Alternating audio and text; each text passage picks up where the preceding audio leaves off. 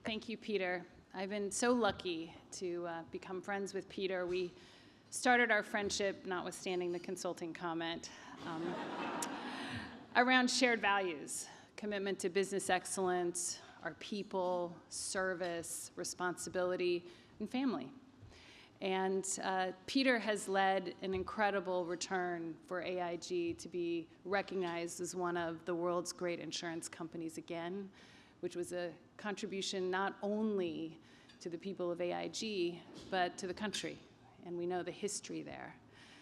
He's worked with me side by side in really important things in the community. The U.S. CEO Council, Welcome.US for refugees, the New York CEO Council creating job pathways. He's passionate about equity. He lives it every day, and he supports it in the community, including women's sports. And one thing I love about Peter is that since they started sponsoring the AIG Women's Open, they have tripled the prize money. So thank you, Peter, for your inspiring leadership.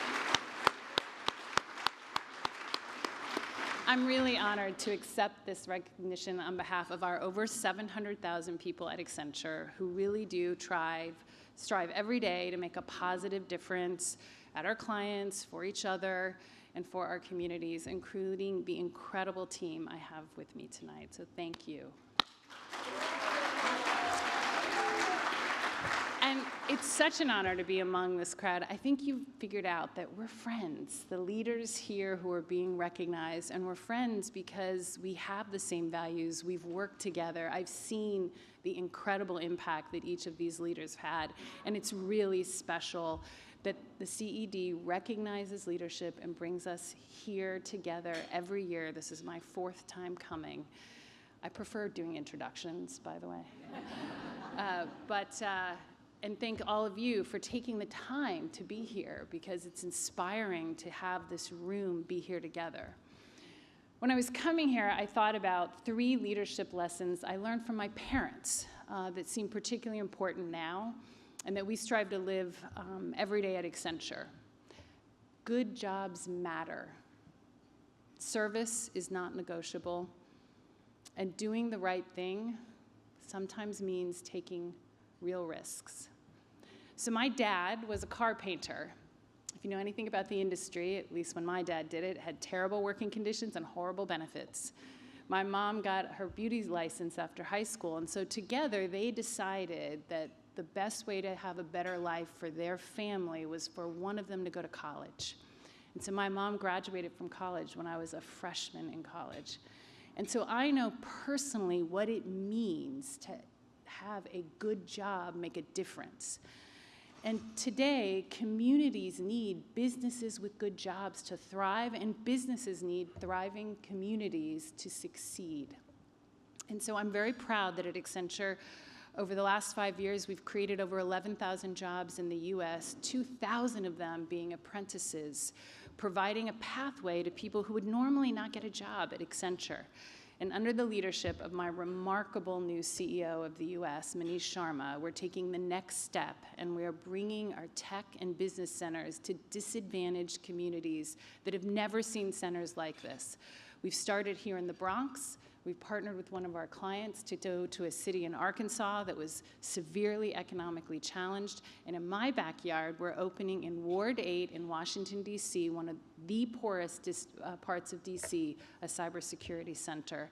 And we remain committed to inclusive growth, which is going to be so important as we continue to build this country.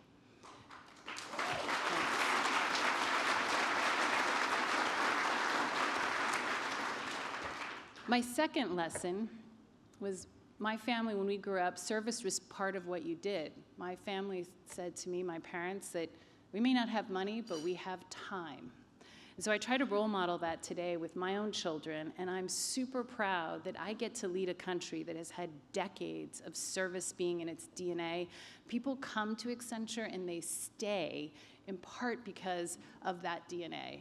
And so last year, we had over 75,000 volunteer hours. And because we believe, consistent with the CED, that companies have a very important role to promote civic engagement, we're now offering our employees 4 hours to go and volunteer to be a nonpartisan ballot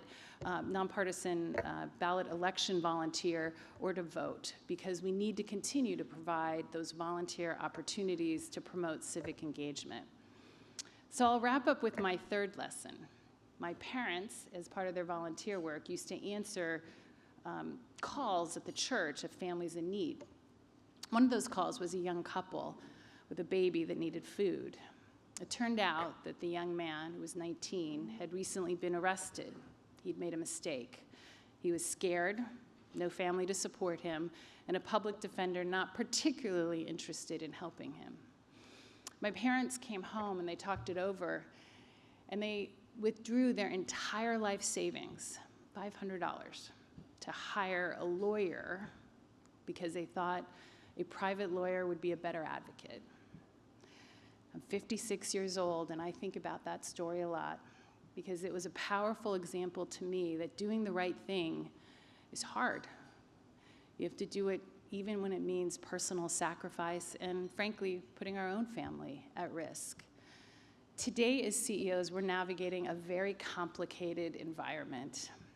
I'm optimistic, but it's a hard one, politically, socially, economically. I strive to make the right decisions, and I know I will not always get it right. And I have two guiding principles, the first being make the decision that's right for the business and our stakeholders, and the second, take the actions consistent with our core values. And so I want to end tonight by reaffirming our unwavering commitment to inclusion and diversity, because it is the right thing for our businesses and it is the right thing in living all of our core values. Thank you very much for being here.